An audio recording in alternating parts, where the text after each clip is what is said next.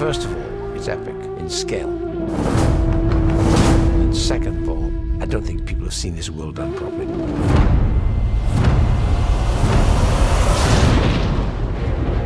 We're being taken through the story by Moses, who's essentially a non-believer. Neither of us believes in prophecies. I want to know the truth. Ramses casts Moses into the wilderness. Moses goes through this purification where he believes his place is leader of a revolution. Follow me and you will be free. And that is the foundation for all of the future conflict. I want Moses dead. There's magic in science fiction, except it's fundamentally believed to be real. This is about Egypt's survival.